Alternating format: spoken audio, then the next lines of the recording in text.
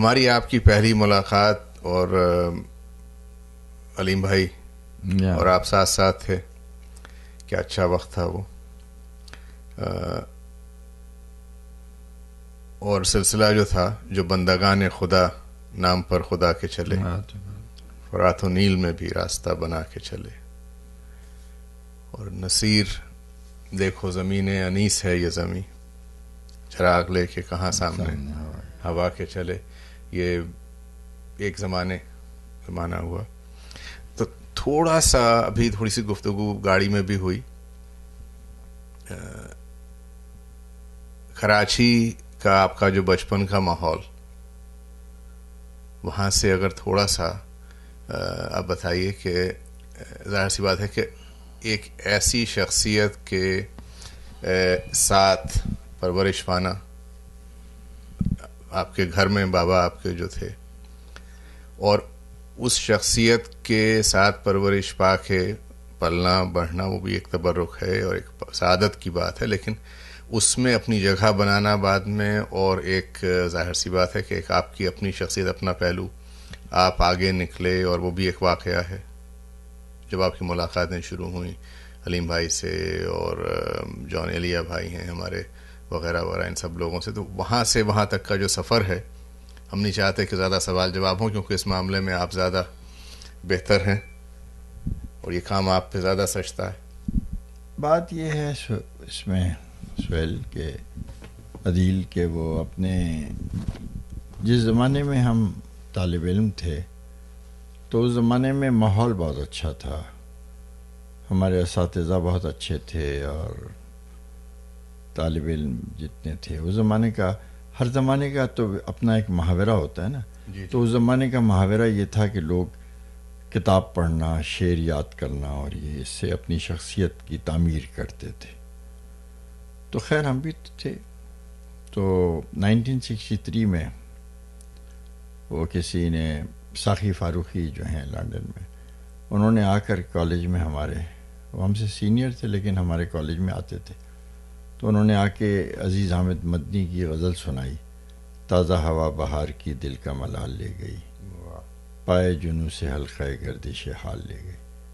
تو میرے پھر وہاں سے ہم نیچے آئے کینٹین میں، تو دوستوں نے کہا کہ یار اس زمین میں کہنا چاہیے، یہ ہے وہ ہے، بہت اکساتے رہے.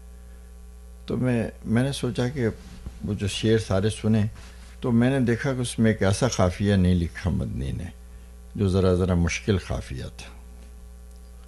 تو میں نے اس میں شعر کہا کہ مرہم زخم آرزو جب نہ ملا بجستجو، رسم دعا کی آبرو دل کو سنبھال لے گئی. واہ واہ واہ واہ. تو یہ شعر ذرا مشہور ہوا، بہت خود مدنی تک پہنچا اور لوگوں تک خاصا. اسے مقرر کر دیجیے. مرہم زخم آرزو جب نہ ملا بجستجو، رسم دعا کی آبرو دل کو سنبھال لے گئی.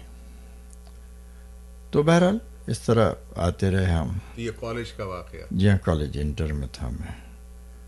اور ابھی پھر کالج، اس زمانے میں اصل میں یہ بات تھی کہ ریڈیو بہت بڑا میڈیم تھا، اور ریڈیو سے اس زمانے میں یونیورسٹی میگزین کا پروگرام تھا، تو ہم جاتے تھے، جتنے اس میں مشاعرے ہوئے اس میں اٹینڈ کیے.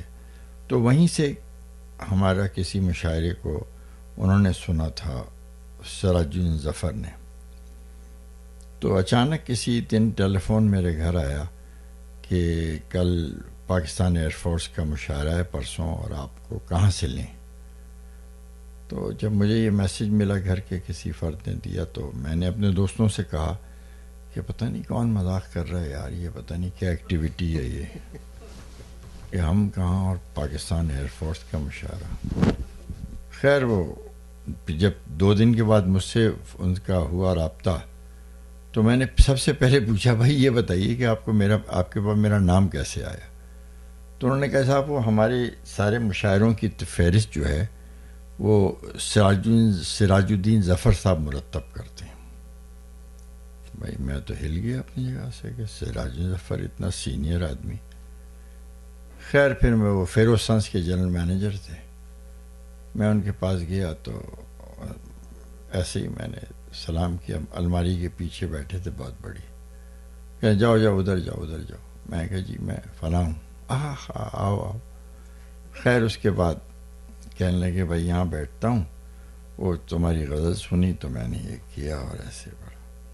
تو ذرا مجھے تسلی ہوئی کہ انہوں نے وہ کیا. اس مشاعرے میں جانے سے بڑا زبردست مجھے وہ ملا ایکسپوجر, کیونکہ اس مشاعرے ہی میں میری ملاقات ناصر کاظمی سے ہوئی. تو انہوں نے مجھے کس سن کی بات یہ یہی تو کرو نا, اسی وہی 63 کا سلسلہ. اچھا اچھا اچھا. تو بس اس کے بعد تو زمین پہ پیر ہی نہیں ٹک رہے تھے ہمارے. نصیر بھائی اس مشاعرے میں کون سی غزل پڑھی آپ نے, کچھ اس زمانے میں؟ جی 1963. اس زمانے میں کون سی غزل پڑھی یہ اب یاد تو نہیں آ رہا ہے مجھے. پڑھی غزل میں نے. اور کون کون تھا اس مشاعرے میں؟ سبھی تھے پاکستان سے. ناصر, وہ تو پاکستان ایئر فورس کا مشاعرہ بہت تگڑا ہوتا تھا, تو ہم اپنے لوکل اور ینگ شاعروں میں تھے. تو ناصر کاظمی تھے, اور ادھر سے منیر نیازی تھے, پھر احمد فراز تھا, اور بہت سارے لوگ تھے. جان بھائی پڑھ رہے تھے اس زمانے میں؟ جان پڑھ رہے تھے, لیکن جان مشاعروں میں نہیں آتے تھے. ذرا سا ایک ان کے اوپر ایک ڈپریشن کی کیفیت ہوتی تھی نا کبھی کبھی, تو جی جی اس زمانے میں مشاعروں میں نہیں آ رہے تھے وہ. لیکن جان اصل میں مشاعروں میں آئے مڈ 70s کے بعد, اور جان کو مشاعرے میں لانے والا بھی سب سے پہلے عبید اللہ علیم تھا. وہ اور میں ان کو گھسیٹ کے لاتے تھے. بہرحال کیا کہنے. تو ایک فضا ایسی تھی کہ بس یہ تھا کہ چلنے لگے, ہم کام کرنے لگے. تو پھر انہی مشاعروں کی ہنگامہ پروری میں فیض صاحب کی نظر پڑ گئی. فیض صاحب کے پھر ہم ذرا چمی ہو گئے. پھر 67 میں جب میں نے ماس کمیونیکیشن میں ماسٹرز کیا, اور اس شام کو فیض صاحب کو ملنے گیا, ایسے ہی چلا گیا, تھکا ہوا تھا. فیض صاحب نے کہا تم ہو گئے؟ میں کہا. کہنے اچھا جاؤ کل صبح تم. اٹھایا ٹیلی فون, اور سید سبت حسن کو کہا کہ بھئی یہ تمہارے آئیں گے, تم انہیں دے دو چارج, اور خود جا کے لنڈن ماضی کے مزار لکھو. ماضی کے مزار ان کی بہت اہم کتاب ہے. تو وہ پھر میں وہاں چلا گیا.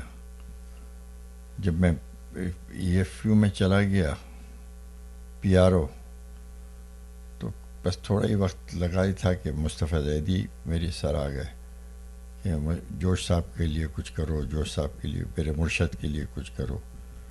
تو پھر ہم نے جوش صاحب کے لیے ان کی آٹو بایوگرافی پلان کی. تو یادوں کی برات کا کام شروع ہوا. تو پھر اس پر بالکل چلتا رہا معاملہ. بس اس طرح ہوتا رہا. ایک دن وہ میں جوش صاحب کے پاس اسکرپٹ لے کے جاتا تھا کہ دیکھ لیں. وہ پروف تو کہ ہم پڑھ چکے ہوتے تھے, لیکن ہم پوچھتے تھے پھر بھی. تو جوش صاحب ایک تخت پر بیٹھے ہوئے تھے ایک سرے پہ ادھر, اور ان کی بیگم ادھر لیٹی ہوئی تھی. دسمبر کا دن تھے. تو وہ بیگم نے لحاف اٹھایا, اور وہ بیچ میں جو جوش صاحب کا گلاس رکھا تھا اس سے ایک سپ لیا اور رکھ دیا, اور خود لیٹ گئی فوراً. تو میں نے جوش صاحب سے کہا کہ جی یہ آپ کا تو سمجھ میں آتا ہے کہ آپ کیوں پی رہے ہیں, یہ کیوں پی رہی ہیں؟ وہی ان کی. تو کہنے تمہاری شادی ہو گئی؟ اس وقت نہیں ہوئی تھی میری شادی. میں کہا نہیں. کہنے پھر تمہیں کیا معلوم؟ میں کہا جی پھر بھی معلوم تو ہو کہ یہ کیوں پی رہی ہیں. کہنے کہ دیکھیے شادی کے 10 سال بعد بیوی 54 ماہ, شادی کے 20 سال بعد بیوی 98 ماہ, شادی کے 30 سال بعد بیوی 12 ماہ, اور اب شادی کے 40 سال بعد یہ ہماری زوجہ مادر صفات سو رہی ہیں. 16 نے ہماری ماں ہیں. زوجہ مادر صفات کی پہلی ترکیب انہوں نے بتائی. کیا بات. تو بڑے آدمی تھے وہ, بات فضا بنا رکھی تھی. یادوں کی عبارات کا جو سلسلہ ہے اس میں مطلب کن حالات میں, حالات تو آپ نے بتایا ابھی گاڑی میں کہ جو سلسلہ تھا. نہیں, وہ اصل میں مصطفیٰ زیدی نے پرووک کیا تھا نا. وہ کہتے تھے کہ میرے مرشد کی جو سیمنٹ ایجنسی ہے وہ بھی وہ ہو گئی ہے, اور ان کا جو آئل ٹینکر تھا وہ بھی وہ ہو گیا ہے, وہ ایسا ہے, پریشان ہے, روزگاری پریشانی بتائی. تو پھر ہم نے یہ شروع کیا تھا, 5,000 روپے مہینہ دیتے تھے. جب ہم نے سوچا کہ جب کتاب چھپ جائے گی تو اس کے بعد ہم بیچ کے اس کے جو پیسے آئیں گے وہ لے لیں گے, باقی جوش صاحب کو دے دیں گے. پھر بیچ میں آغا حسن آبدی آ گئے تو انہوں نے پیسے دینے شروع کیے. تو اس طرح جوش صاحب کی خاصی مدد ہو گئی تھی. اور پھر اس کے بعد جوش صاحب کا جو دیکھیے کتنی عجیب بات ہے کہ اب ایسے لوگ کہیں نہیں ہیں, ایسے لوگ ہی نہیں ہیں, تو کہاں سے بڑا آدمی پیدا ہوگا. جوش صاحب کا جو ٹریش تھا, جو کچرا تھا, جوش صاحب لکھ کے کاٹ دیتے تھے پرزے. تو میں نے ایک دن وہاں گیا تو میں نے کہا جوش صاحب وہ کہہ رہے تھے بھائی یہ ہو گیا وہ ہو گیا, تو میں نے اس کو ایک تکیے کے غلاف میں بھر دیا, گو تکیے کے غلاف میں. اور میں نے بچوں کو ان کے کہا کہ بھائی جو بھی جوش صاحب لکھ کے پرزہ پھینک دیں, ایڈریس لکھ کے کاٹ دیں, کچھ کریں, اس میں بھر دو. اور جب یہ ہو گیا بہت سارا, تو وہ ممتاز حسن تھے نیشنل بینک کے پریزیڈنٹ. میں نے ان سے کہا کہ ممتاز صاحب ایسی بات ہے. وہ بھی بڑے گریٹ آدمی تھے, کمال کیا, بہت انہوں نے ادب پروری کی تھی صاحب. وہ آئے جوش صاحب سے اٹھا کے لے گئے اور 40,000 روپیز پیمنٹ کر کے مکان کے پے آف کروا دیا قرضہ. پھر بھی ان کے ساتھ یاد کی رہی بیچارے صحیح معنوں میں انہیں مانا نہیں گیا. نہیں دیکھیے یہ ایسے ہی اڑایا ہوا ہے لوگوں نے, مانا نہیں گیا. مانا کیا جائے, کس طرح مانا جائے, سوال یہ ہے نا. دیکھیے ماننے کا طریقہ یہ نہیں دیکھیے ماننے کا طریقہ یہ ہوتا ہے کہ آپ یہ پوچھیں کہ ان پہ کتنی پی ایچ ڈیز ہوئی ہیں. مانا یوں جاتا ہے. بڑا آدمی جو ہے نا, ایسے نہیں مانا جاتا ہے کہ جی فریدہ خانم گا رہی ہے یا نہیں گا رہی ہے. یہ دس از ناٹ دا ٹیسٹر, یہ ٹیسٹر نہیں ہے. فیض جیسے, جوش جیسے کیلیبر کے آدمی کے اوپر کام کتنا ہوا ہے, کتنی فرنگ بنی, کتنی لغت بنی, کتنے لفظ بنے. اصل میں یہ ہے جوش صاحب کو سب نے مانا, سب ایسی ہے. نصیر بھائی یہ جوش صاحب کا جو کلام ہے, جی سنا ہے کہ اب بھی خاصا ان کا غیر مطبوعہ کلام جو ہے موجود ہے. ہماری اس سلسلے میں حماد بھائی سے خاصی تفصیلی گفتگو ہوئی تھی 5-6 سال پہلے, جب وہ کینیڈا ان کے شفٹ ہونے سے پہلے, اور وہ بتا رہے تھے کہ شاید ان کی نواسی ہیں یا جن کے پاس بھی ہے. تو اس کلام کو کیسے, کوئی ترکیب ایسی ہے کہ وہ سامنے آئے اور اسے بھائی مشکل یہ ہے کہ دیکھیے اصل میں اس بات کی بھی دعا کرنی چاہیے کہ اگر اللہ کسی کو بڑا بنائے کسی کو, تو اس کی اولاد کو بھی اس بات کی توفیق دے کہ وہ سمجھ سکیں کہ وہ کس کی اولاد ہے. کیا اچھی بات, کیا اچھی بات ہے. نہیں وہ تو بیچ کھاتے ہیں, وہ تو ایک خط بیچ دیتے ہیں, وہ یہ بیچ دیتے ہیں, فلاں بیچ دیتے ہیں.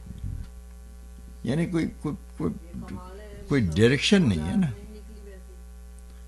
کوئی ڈائریکشن. دیکھیے وہ تو ہوتی ہے نا بڑی, ایسے تو نہیں ہو سکتی نا. جس اب وہ ان کی نواسی ہیں, وہ ان کے نواسے ہیں. اب آپ بتائیے کہ وہ کتاب آئی انہوں نے جنگ والوں نے جو چھاپی تھی, نہیں وہ ایک کتاب آئی ہے ابھی ان کے کسی نواسے نے چھاپی ہے, ابا جان پتہ نہیں ایسے ہے بھائی. کتاب ایسی جوش کے کیلیبر پہ تھوکنے کے برابر ہے وہ کتاب. یعنی اس کو ویژن ہی نہیں ہے اس کو کہ جوش صاحب کیا چیز تھے. پھر جوش صاحب کے ساتھ بڑی زیادتی ہوئی نا. اصل میں جوش صاحب کے ساتھ جو پرابلم ہوا وہ یہ ہے کہ جوش صاحب اسلام آباد چلے گئے. کوثر نیازی نے ان کو بس ٹریپ کیا اور لے گیا اپنے ساتھ. جوش صاحب چلے گئے, بس وہاں جا کے برباد ہو گئے. اب یادوں کی بارات کے جو ورژن چھپ رہے ہیں جتنے, سب بکواس ہیں. اس میں جتنا ہے سب الحاق ہے, کوئی فیص جوش صاحب کا لکھا ہوا نہیں ہے. وہ جوش صاحب کے دوست بھی نہیں ہو سکتے جن کے بارے میں جوش صاحب نے لکھا ہے. وہ جوش کے دوست ہونے کا بھی تو کوئی اسٹینڈرڈ ہونا چاہیے نا. بالکل. تو جوش صاحب, اچھا پھر یہ ایک بات یہ کہ جوش صاحب خود بھی ٹھٹول کرتے تھے اپنے ساتھ, سیریس آدمی نہیں تھے. جس کی مرضی جو مولانا کوثر نیازی کی کتاب پر ایسا مضمون لکھ دیا ہے کہ پھر کسی کی کتاب پہ کیا لکھا انہوں نے. میں کہتا ہوں کہ ان کو اسی ٹھٹول کی سزا ملی. دیکھیے فیض بہت چالاک آدمی تھے. فیض میں سب سے بڑی خوبی یہ تھی کہ how to carry yourself جانتا تھا. وہ اپنے آپ کو کنڈکٹ کرنا جانتا تھا. وہ انٹرنیشنل چلا گیا پبلو نرودا سے لے کر یاسر عرفات تک.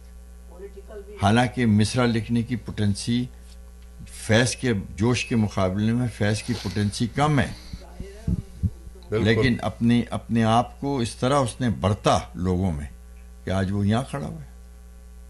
جوش صاحب کو کیا ہے, جوش صاحب کو یہ جو جاہل ان کے خاندان والے ہیں استعمال کر رہے ہیں. وہ سمجھتے ہیں کہ جوش صاحب بہت وہ ہیں. افسوس یہ ہے کہ ان کا کلام اب تک نہیں آ سکا. نہیں, دیکھیے سوال یہ نا کہ کلام اس صورت میں آئے گا نا بھائی عدیل کہ جب اس کلام کا شعور رکھتے ہوں. بالکل. جب اس کلام کو یہ سمجھ رہے ہیں کہ اس سے نوٹ کتنے بنیں گے تو دوسری ہو جائے گی صورت ہے. سی بھائی ہم تھوڑا سا واپس آ جاتے ہیں جی گھر کی طرف. ارشاد. تو کیا اچھا ہو کہ تھوڑا سا تعارف ہی کرا دیں. کیسے تعارف میں سمجھا نہیں. شاید آپ کی ظاہر سے کالج سے نکلے. ہاں اس کے بعد میرے والد وہ بہت مجھ سے وہ تھے ذرا, میں بہت ہلچل تھی طبیعت میں, اور ذرا چونکہ مشہوری بہت ہی نوخیزی میں ہو گئی تھی, تو انہوں نے مجھے زید بخاری کے پاس بھیجا کہ ایسے تحت اللفظ مرثیہ پڑھائیں آپ.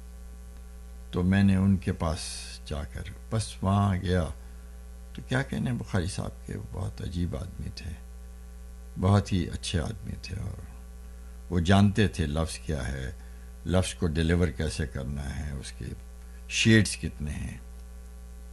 تو بس ان کے ہاں جو گیا 2 سال تک انہوں نے مجھے جب قطع کی مسافت شب پڑھایا تھا, ایک مرثیہ. یعنی وہ مرثیہ ایسا تھا کہ مجھے اس کا مطلع انہوں نے طبلے کی تھاپ پر, خود طبلہ بجاتے تھے اور اس پہ پڑھایا تھا انہوں نے. ہاں وہ جب قطع کی مسافت شب, انہوں نے کہا پھر یہاں تو پاس اور پیٹ اندر کرو, سینہ باہر نکالو.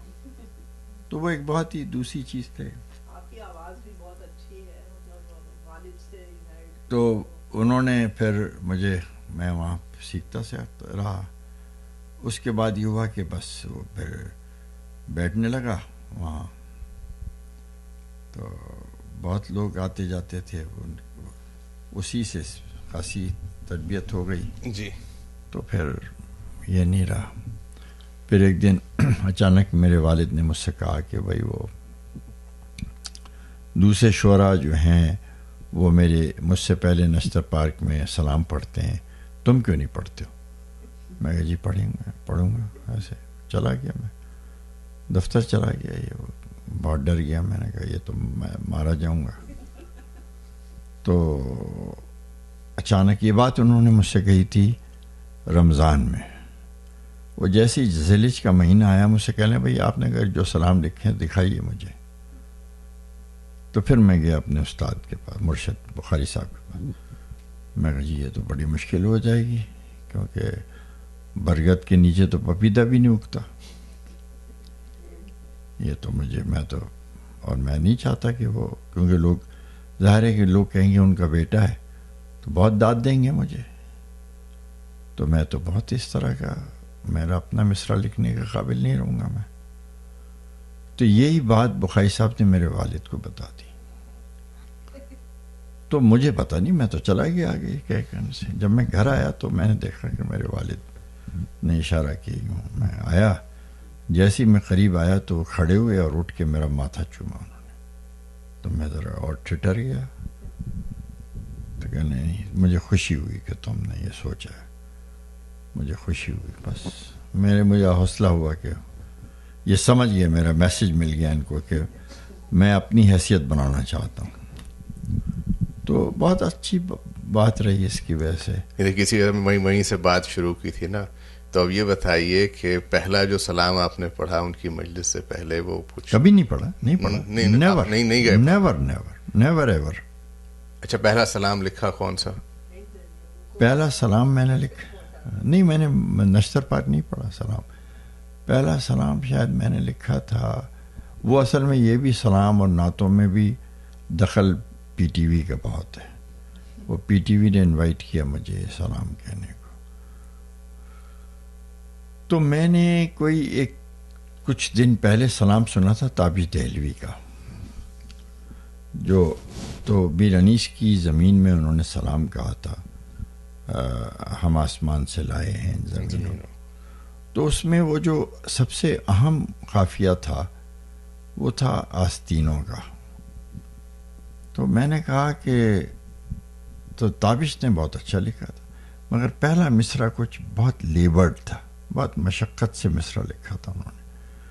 تو دوسرا مصرع بہت اچھا تھا کہ حضرت عباس اور امام حسین کے رشتے کو بتاتے ہوئے کہا کہ بھائی وہی وہ تھا جو پیرہن سے علاقہ تھا آستینوں کو. جی جی. تو مجھے اچھا لگا، تو میں نے پھر اس زمین میں سلام کہا، اور یہ ٹی وی پہ پڑھا تھا میں نے. بس یہاں سے کام شروع ہو گیا. بس پھر کہنے سلام کا کوئی اس سلام کا یہی شعر، اس کا بہت امپورٹنٹ شعر سلام ہے یہ جو میرا، اور جس سے مجھے بڑا سید علی رضا نے اور نسیم امروی نے بڑی داد دی تھی جب میں نے یہ شعر، کیونکہ آستینوں کا قافیہ بہت مشکل تھا. یہ سلام ہمارے پاس پورا لکھا ہوا ہے آپ کا، لیکن چاہیں گے آج کے کیا اچھا ہو کہ آپ ہی سے. نہیں، مجھے چونکہ میں اب کم پڑھتا ہوں تو یاد نہیں رہتا مجھے. ظاہر ہے کہ تکرارے پڑھنے سے یاد رہتا ہے، وہ یاد ہی نہیں ہے. ویسے وہی شعر یاد آ گیا کہ یم فرات رواں ہے میان دید و دل، نہ دامنوں کو خبر ہے نہ آستینوں. تو یہ تھا، بس ایسے سلسلے سے چلتے رہے. اب تو بالکل ادب ایسے ہی ہو گیا، ختم ایسی چیزیں. یہ مصرع کس کا ہے کہ ہم آسمان سے لائے ہیں زمینوں؟ میر انیس، یہ میر صاحب ہیں. Yeah. وہی. تو یہ بات تو اب ہم 63 سے تو باہر آ گئے نا، بہت آ گیا. بس یہ تھا کہ میں پھر اس کے بعد جب یہ فیض صاحب سبت حسن، اس میں میں کام کرتا رہا یہاں ای ایف یو میں یاد، تو اس میں بہت اچھا رہا. بس اس کے بعد آگے آ گئی زندگی. اور یونیورسٹی کا جب یونیورسٹی میں آیا تو تب میرے ساتھ پھر علیم بھی آ گیا، چونکہ علیم نے تھا تو مجھ سے سینئر تھوڑا، لیکن چونکہ اس نے فلاسفی میں ایکسٹرنلی ایڈمیشن لیا تھا تو وہ آتا جاتا تھا، تو پھر دوستی ہو گئی تھی، ساتھ اٹھنا بیٹھنا آنا جانا. پھر ہم دہلی کے مشاعرے میں، مسقط کے مشاعرے میں، دبئی وبئی جاتے رہے. پھر آپ کے یہاں آئے تھے امریکہ، تو اس میں بس اس طرح نمٹ گئے. پھر وہ مر گیا تو بس اس کے بعد سے مشاعرے بھی. جی ہاں، بات علیم بھائی کی کیا بات ہے. تو لیکن اب آپ نے تھوڑا فاسٹ فارورڈ کر دیا یہ سارا سلسلہ جلدی. کمیونیکیشنز، میس کمیونیکیشنز میں آپ نے بتایا کہ ماسٹرز کا سلسلہ تھا. تو شادی کا سلسلہ کس سن میں ہوا؟ 1972. تو یہ سال جو ہے میرا 40واں ہے، زوجہ مادر شفاعت. تو صرف ہم پوچھنا یہ چاہ رہے تھے کہ یہ جو شادی کا سلسلہ تھا، اس میں گھر والوں کا بھی ساتھ رہا یا یہ؟ نہیں، میرے والد جی ہاں، والد کی پسند سے تھا یہ رشتہ. یہ ان کے میرے جو فادر ان لا تھے آرمی میں تھے جی، اور اتفاق سے میری بیوی کا تعلق پنجاب سے تھا اور وہاں وہ اس میں تھے. لیکن میری جو مدر ان لا تھیں، وہ جب میرے فادر ان لا کراچی میں پوسٹڈ تھے آرمی میں، تو میرے والد کی مجالس سن کر میری مدر ان لا وہ ہوئی تھی، کنورٹ ہوئی تھی. تو وہ اہل سنت سے تھیں، لیکن اب خاصا پریکٹسنگ شیعہ ہیں. تو میرے والد سے دوستی ہو گئی تھی میرے فادر ان لا، تو وہ گئے جب اسلام آباد مجلسیں پڑھنے، تو وہاں ہماری بیوی بھی ان کو نظر آئیں، تو بس انہوں نے کہہ دیا کہ ہم نے کر دیا کیونکہ اس میں کوئی جی تو بھابھی سے بھی تعارف کراتے چلیں، اور پھر وہ بچوں کے تھوڑے بچوں کا بھی تعارف کرا دیں. میری بیوی تو اس نے وہ جو ظاہر ہے کہ اس زمانے کا جو ایک آرمی کی ایٹماسفیئر کی تربیت ہوتی ہے، کانوینٹ میں پڑھنا اور یہ اور دوسری چیزیں، لیکن اتفاق کی بات یہ ہے کہ لٹریچر، انگلش لٹریچر سے تو دلچسپی تھی، اردو سے نہیں تھی. لیکن جب وہ ہمارے پاس آئیں تو سب سے پہلے تو انہوں نے میری ڈائری بنائی، کیونکہ میرے پاس ڈائری نہیں تھی. سگریٹ کی پیکٹس پر اس پہ شعر لکھ کے پھینک دیتا تھا، تو انہوں نے اس کو کمپائل کیا تھا، پہلی ڈائری میری. تو بس اس کے بعد یہ پھر مجھے 2 بیٹے ہوئے. ایک بڑا بیٹا ہے میرا، اس نے ہیومن ریسورس میں ماسٹرز کیا ہے، لاہور میں ہے. وہ کیا نام ہے بیٹے کا؟ راشد ترابی. پھر دوسرا بیٹا ہے دانش ترابی، اس نے ماسٹرز کیا ہے اس میں، MBA کیا ہے بزنس میں، اس میں اپنے مارکیٹنگ میں. تو بس یہ لوگ ہیں اس میں. جو بھابھی کا نام رہ گیا؟ ماہرہ.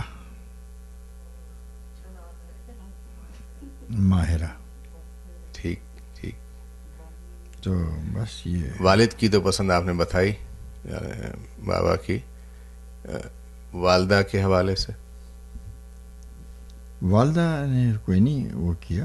ظاہر ہے کہ وہ میرے والد جو تھے بہت ہی ایسے تھے کہ وہ جو بھی فیصلہ کرتے تھے تو اتنا ریزنیبل ہوتا تھا. یہ تھا وہ کسی کو کوئی اس میں کوئی ڈبیٹ ہی نہیں ہوتی تھی، کوئی جھگڑا ہی نہیں ہوتا تھا، اور نہ کوئی وہ کرتا تھا.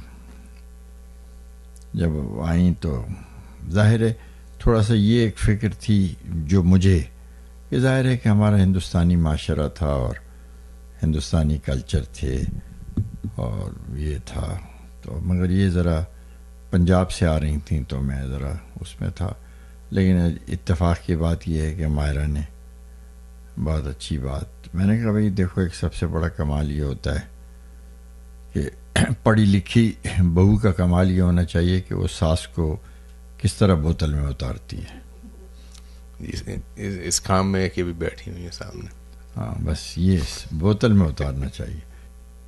1987-88 کے بعد آج یہ موقع فراہم ہوا کہ آپ کے ساتھ کچھ دیر گفتگو ہو سکے. بڑا اچھا لگ رہا ہے. گھر پہ ہیں، بہنیں بھی موجود ہیں، بیگم بھی موجود ہیں، اور ہماری گفتگو کا سلسلہ جو تھا آپ کی اجازت سے محفوظ اس لیے کرنا چاہ رہے ہیں کہ یہ چیز جو ہے واپس گھر تک پہنچ جائے انشاءاللہ. اور آپ نے جہاں سے سلسلہ اس مضمون کے بارے میں شروع کیا، ابھی کمرے میں اگر وہیں سے جوڑ لیجئے. اس میں یہ ایک مضمون ہے، مجھے اس نے بہت متاثر کیا تھا. یہ بابا بلے شاہ کا ہے، اور بابا بلے شاہ کی وہ مشہور ہے، کافی تریش نچایا کر کے تھیا تھیا. اسے عابدہ پروین نے جب ریکارڈ کیا تو ریکارڈ کر کے براڈ کاسٹنگ ہاؤس میں وہ آئی نیچے، تو وہاں مرحوم عبدالشکور بیدل مرحوم زندہ تھے. وہ اس وقت انڈیا کے جو مشہور میوزک ڈائریکٹر ہیں، خیام کے چھوٹے بھائی ہیں. تو وہ تصوف میں بڑا گہری نظر تھی ان کی، اور موسیقی کے بھی بہت عالم آدمی تھے. تو انہوں نے پوچھا کہ عابدہ تم کو معلوم ہے اس کا وجہ تسمیہ کیا ہے؟ اس نے کہا نہیں، مجھے نہیں معلوم. تو انہوں نے بتایا کہ بلے شاہ چونکہ سید تھے اور ان کے پیر و مرشد شاہ عنایت قادری غیر سید تھے، تو بلے شاہ کی فیملی، ان کے خاندان والے اس بات پر بہت بلے شاہ سے نالاں تھے کہ وہ ایک سید آدمی کسی غیر سید کی مریدی میں کیسے ہے، تو وہ اس کو ختم کروانا چاہتے تھے. بلے شاہ بہت جذباتی تھے. انہوں نے یہ ٹھان لی کہ اب اس فیملی کو، یعنی بیوی بچوں کو چھوڑ دیں اور مرشد کے پاس آئے معلوم کرنے. اب مرشد نے انٹیوشن سے یہ اندازہ لگایا کہ یہ پوچھنے آیا ہے میرے پاس، تو اندر ہی سے آواز دی کہ جا دفع ہو یہاں سے. تو بلے شاہ پھر یہ واقعہ سنایا تھا. آگے اور تفصیل ہے. تو عابدہ چلی گئیں تو میں اپنے کمرے میں اوپر آیا اور میں نے اسے لکھا، اور لکھنے کے بعد پھر میں نے لاہور میں بلے شاہ کے پی ایچ ڈی سے رجوع کیا اس پر کہ یہ کیسے ہے. تو انہوں نے اس کو خاصا بہت ہی اس کو ویٹیج دیا، اور اب انشاءاللہ شاید یہ بامبے سے اس پر کام ہو. تو میں نے کہا اس سے پہلے کہ اس کو ذرا آپ کو نئی چیز ہے. ابھی انہوں نے کہا کہ ابھی چیزیں تو نئی چیز سے شروع کیا جائے. تو میں آپ کو سنا رہا ہوں. بابا بلے شاہ کا تعلق قصور کے سادات گھرانے سے تھا.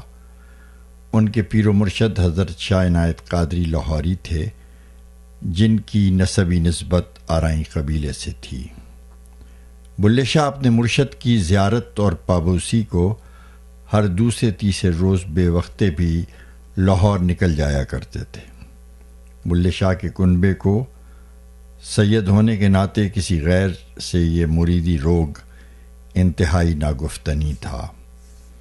اس بابت کنبے والوں اور بلے شاہ کے مابین روزمرہ رویوں میں دھڑلے سے رسہ کشی جاری تھی. ایک دن بلے شاہ شدید انتشار کی آزاری میں تھے.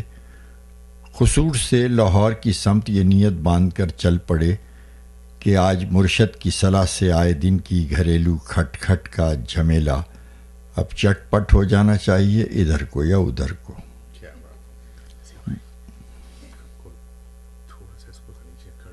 اچھا یہ پرچہ حائل ہو رہا ہے کہ ہم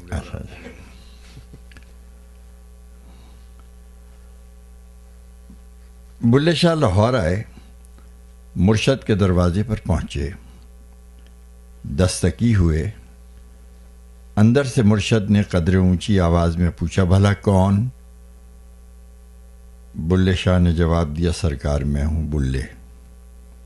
مرشد نے فی الفور کہا کہ اب تو بلے نہیں رہا، بھلے ہو گیا. جا بھلکڑ، جا کہیں اور کو جا، تیرے لیے یہاں کوئی چھایا نہیں رہی. مرشد کی اس پذیرائی سے بلے شاہ پر بن آئی.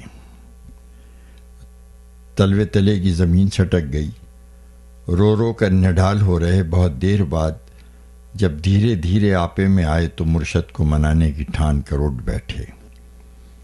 بلے شاہ کی طبیعت کچھ ایسی اکھڑ چکی تھی گویا سارا ریشم ہی ادھڑ چکا تھا. وہ اپنے گھر یعنی قصور واپس لوٹ کر جانا بھی یکسر بھول چکے تھے. لاہور کے گلی کوچوں کی خاک پھاٹنے میں لگ گئے اور گردشوں کو سنوارنے میں اپنے شب و روز گمسمی کے علاوہ میں جھونک دیے. اس دور کا یہ طور تھا کہ لاہور کی ہر نئی نویلی طوائف مجربینوں کے سامنے مجرے کی پیشواری پہل کرنے سے پہلی بار حضرت شاہ عنایت آرائی کی چوکھٹ پر خیر و برکت کی غرض سے رقص کی حاضری بھرا کرتی تھی. جس دوران بلے شاہ مرشد کو رام کرنے کی سوچ بچار میں بے حال و بے چال تھے، انہیں ناگاہ رقص کی حاضری والی یہ رسم یاد آ گئی. بلے شاہ خوشی سے ابل پڑے، روتے رہے اور جھومتے رہے. اسی ادھیڑ بن کی ہواؤں میں انہیں پر لگ گئے. پہلی اڑان میں لاہور کی ہیرا منڈی کے اتر میں اتر گئے. نوکری چاکری کے لیے جان کھپاتے رہے، جوتیاں چٹکھاتے رہے، لیکن بلے شاہ کی جانب کسی کوٹھے کے دریچے نے اپنا رخ نہیں کیا، کسی دروازے نے اپنے سائے آغوش کشا نہیں کیے. ہیرا منڈی کی بے اتنائی اور کجدائی سے دل گرفتہ ہو کر بلے شاہ دلی کی طرف نکل لیے. جس گھڑی بلے شاہ دلی کے نیلم بازار میں وارد ہوئے سورج سوا نیزے پر تھا.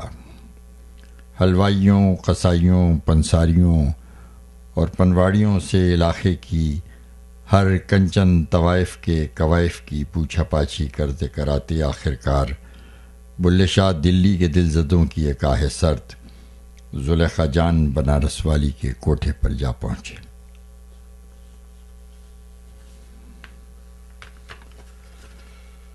خاصا ریسرچ ورک کے باوجود مطلب یہ چیز تو آپ تو افسانہ نگار بھی ہیں.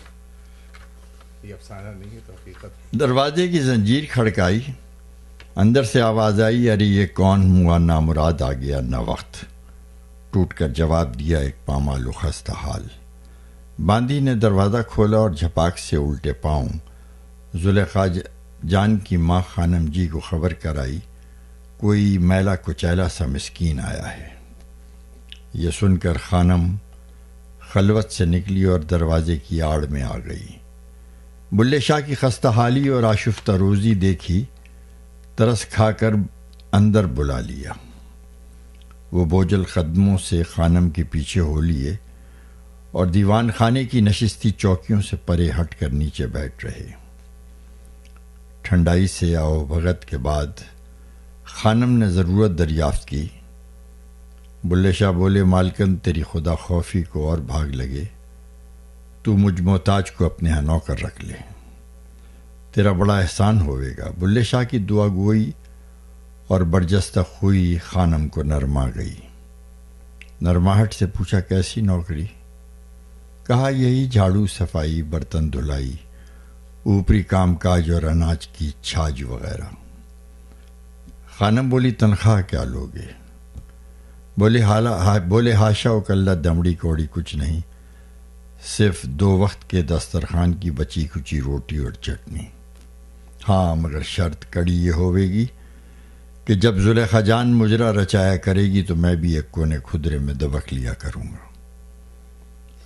خانم کو بلے شاہ کی یہ سادہ لوہی لڑ گئی اور اس تنخواہ کم خواہ میں بجز وارفتگی ایسی ویسی کوئی قباحت بھی نظر نہیں آئی. خانم رضامند ہو گئی. بلے شاہ نوکر رکھ لیے گئے اور کوٹھی کی متعلقہ نفری سے رسمی تعارف کے بعد ان سب کے بابسائیں بھی ہو گئے. معمول کے مطابق اب وہ روزانہ تڑکے اٹھ جاتے، جھاڑو اور جھاڑن کرتے، برتن کپڑا دھوتے، بازار سے بازاری لاتے، سپہر کچھ دیر کو انگڑاتے سستاتے. جب شام کوٹھا چڑھتی بلے شاہ کوئی دوسرے بلے شاہ ہو جاتے. مجرے کے سجاؤ سے پہلے سارے کام کاج بڑے ڈھنگ اور بڑی ترنگ سے نمٹاتے. چراغ دانوں کو اکساتے، دالان کے فانوس جلاتے، لوبان اور سندل کی دھونی رچاتے، تاخچوں میں گلاب اور موتیا کے تھال جماتے، چٹی چاندنی میں مخملی گاؤ تکیے لگاتے، منڈل کی بیٹھک میں دائیں بائیں دستی پنکھے، خازدان اور اگالدان پھیلاتے.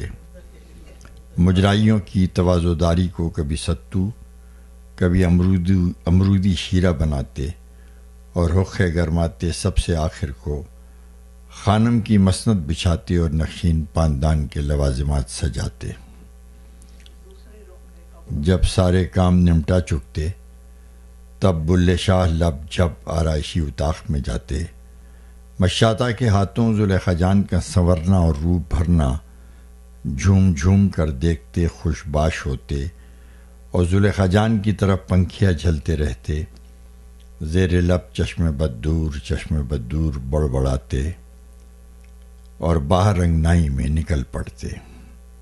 عشاء کے لگ بھگ گھنٹہ بھر بعد سازندوں کا طائفہ زرباف کی دوپلی اور صدری زیب کیے بڑے بانک پن سے آگے پیچھے قطار میں برآمد ہوتا. نشست گاہ میں خس اور اگر کی خوشبو چہک جاتی. طائفے کا ہر نفر مجرائیوں کے سامنے پہلے کورنش بجا لاتا اور غالیچوں پر ایک سبا اسے جماؤ کرتا، پھر اپنے ساز و سامان کا تال میل اور کساؤ کرتا. اس سازگاری کے بعد زلیخا جان کی پیشوائی میں سازوں اور طبلے کی تعاقبی مہارتوں کا دکھاؤ کرتا. دفعتاً طبلے کی چلت تھاپ پر گھنگرو چھنکاتی، بل کھاتی، بھاؤ دکھاتی، لے جاتی چلمنی حجاب سے چہرہ چھپاتی، اور شانوں سے چندری گھٹاتی بڑھاتی ایک گوشے کی اوٹ سے زلیخا جان رقص کے فرش پر آتی.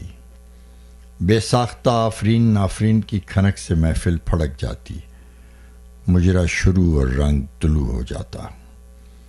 اسی اثنا میں بلے شاہ زردوزی کی پنجگوشیاں پہنے اور کملی اوڑے دبے پاؤں آتے اور ایک کونا پکڑ بیٹھ جاتے. رقص کے ہنگام کبھی کھلکھلاتے، کبھی ٹپا ٹپ آنسو بہاتے اور اپنے دامن کو تسلا بناتے. یہ من بھاونی ریت ضرورتی ناغوں کے سوا تقریباً سال بھر تک بے ٹوک چلتی رہی. راتوں میں ایک رات چڑھتے چاند کی رات زلیخا جان کو کسی رجواڑے کے ہاں مجرے کے لیے جانا تھا، لیکن ناگزیری کچھ ایسی آئی کہ محفل سے 4 دن پہلے بستر سے اس کی پیٹھ لگ گئی. پھر کیا تھا، ایک پٹس پڑ گئی. دلی کے نامی گرامی حاذق حکیم میر عالم بلوائے گئے. مغزیات اور ارقیات سے دوا دارو ہوتی رہی، لیکن زلیخا جان بے سد بدھ آندھی پڑی رہی. خانم کو بد نظری اور سفلیات کا دھڑکا لگا تو اتارے کے لیے کسی اتارو کی ڈھونڈائی مچی. کارندے کھوج کھاج کر چاندنی چوک سے ایک تعویذیہ لے آئے. ہر قسم کی نظر اتاری گئی، ہر طرح کا صدقہ اتارا گیا. پنچورے کا ورد دم ہوا، یاسین کا پانی چھڑکا گیا، لیکن زلیخا جان ٹس سے مس نہ ہوئی. زلیخا جان کی یہ بپتا سن کر اطراف کی ہمجولیوں اور دیگر کوٹھے والیوں کا ٹھٹ لگ گیا. خانم نے ساون جاون کو اپنے لیے مہلت کا وقفہ جانا. یہ سپہری تھی، چل چلاؤ اور ڈھلاؤ کی طرف جاتی ہوئی سپہری. دھوپ ابھی دیواروں کے سائے میں اپنی پناہ تلاش رہی تھی. خانم بھاگڑ میں کوٹھے سے نیچے اتری، چوک کے اڈے پر آئی، واپسی کا تانگا پکڑا اور اکیلی بستی نظام الدین نکل گئی. بستی پہنچی تو ہٹو بچوں کی دھمک اور دھنک دیکھ کر بجھی بجائی سی خانم کی آنچ کچھ لہلہا گئی. خلقت کا وہ ریلا اور میلہ تھا کہ بس چل سو چل. درگاہ کی سمائی میں خانم کو ذرا زور آزمائی سے داخل ہونا پڑا. درگاہ کے اندرون پہنچ کر روایتاً سب سے پہلے امیر خسرو کے وہاں حاضری لگائی، سلام ہدیہ کیا اور اپنی گزران سنائی. خسرو سے سلطان جی نظام الدین اولیاء کو کہتے ہیں.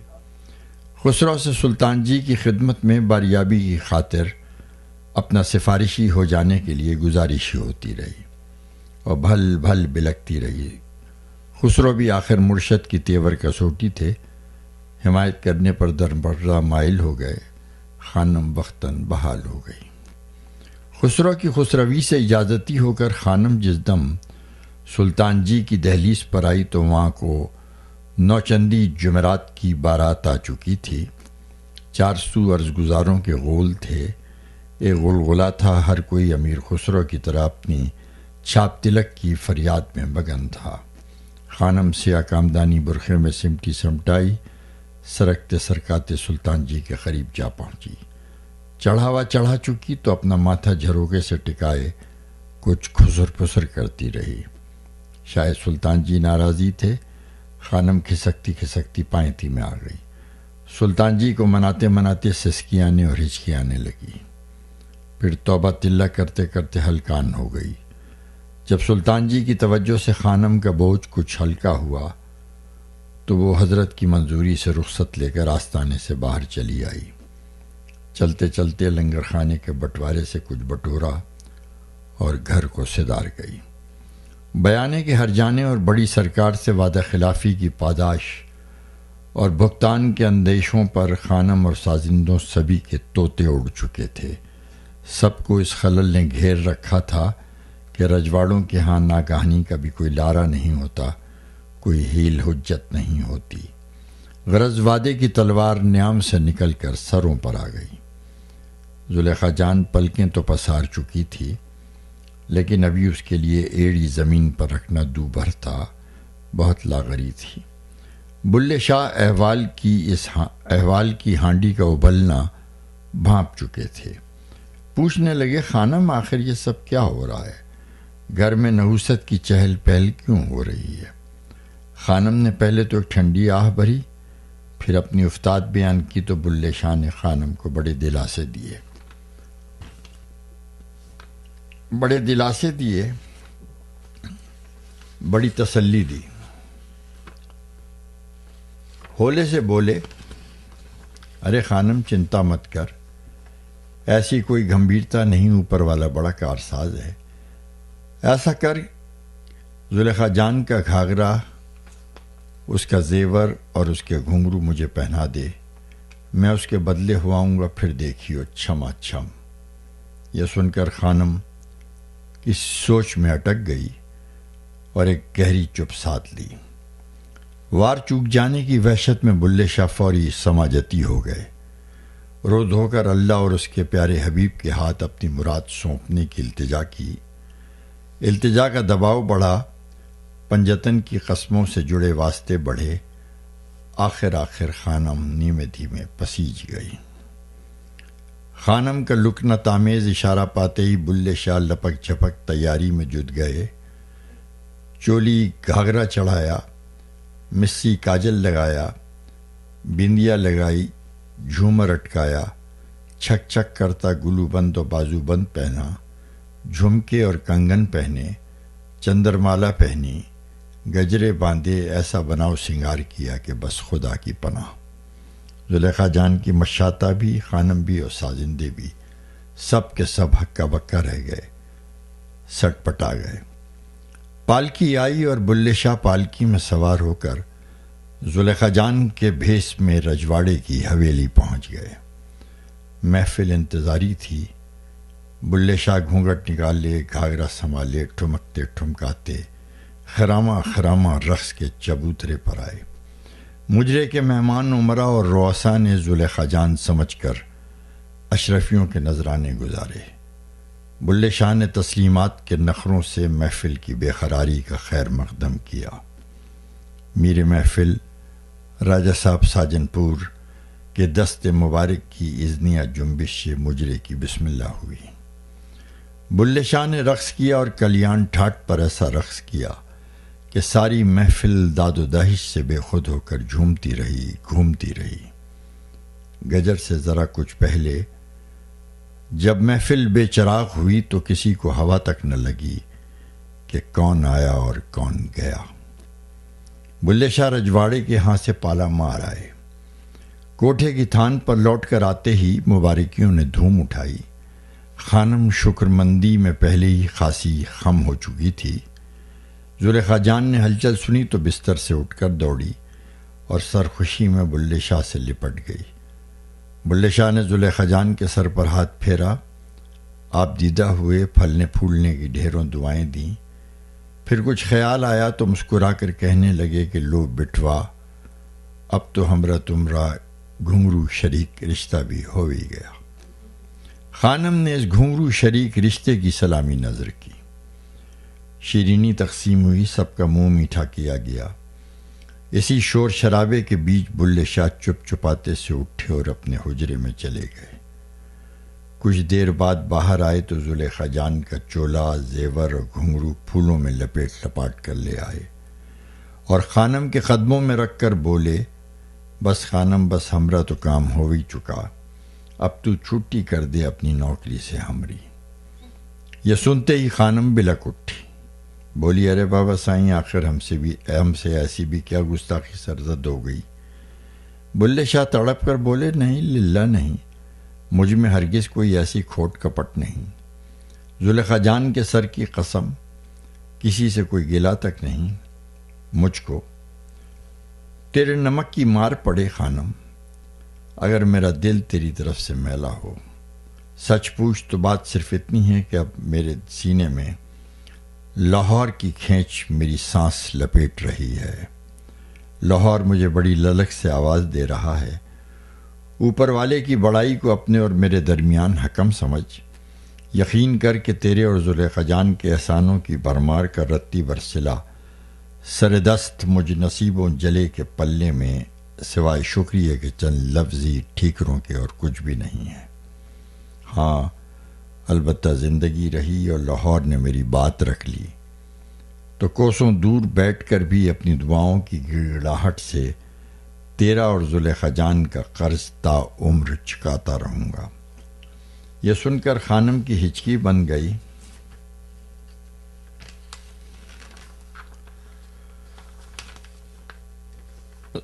زلیخا جان سسکاری بھرنے لگی. سازندے دہائی اور دوہتڑ کے ہو گئے. سبوں نے بلک بلک کر بلے شاہ کی منت سماجت کی، ہر طرح کی لالچ دی، بتیری خوشامد کی، بتیرا ہاتھ پاؤں مارے، لیکن بلے شاہ کو نہ رکنا تھا، نہ رکے. رسی توڑا کر بھاگ کھڑے ہوئے. لاہور کے آسمان پر ابھی 2 وقتوں کے بغل گیر ہونے میں کچھ اور وقت حائل تھا کہ بلے شاہ اپنے مرشد کے دروازے پر پورے سال بھر بعد آن کھڑے ہوئے اور رقص آغاز کیا، تیرے عشق نچایا کر کے تھیا تھیا. مکھڑے کی والہانہ دہرائی تہرائی اور دمال کی مستانہ دھما دھم سے اڑوس پڑوس کے در و دیوار بھی ہلنے لگے. حضرت شاہ عنایت آرائیں بے حواس باہر نکل آئے. جو ہی بلے شاہ پر ان کی نظر پڑی زار و زار دھاڑنے لگے. بلے شاہ نے جب مرشد کا یہ حال دیکھا تو چکرا گئے. جہاں کھڑے تھے وہیں ڈھیر ہو گئے. حضرت شاہ عنایت آرائیں نے دوڑ کر بلے شاہ کو اٹھایا، باہوں میں جکڑا اور اپنے سینے سے لپٹا لیا. دونوں دھارم دھار رو رہے تھے اور دور دور تک چاروں طرف ہو حق کی آواز فضا میں رقص کر رہی تھی. کیا بات ہے نصیب بھائی، یہ تو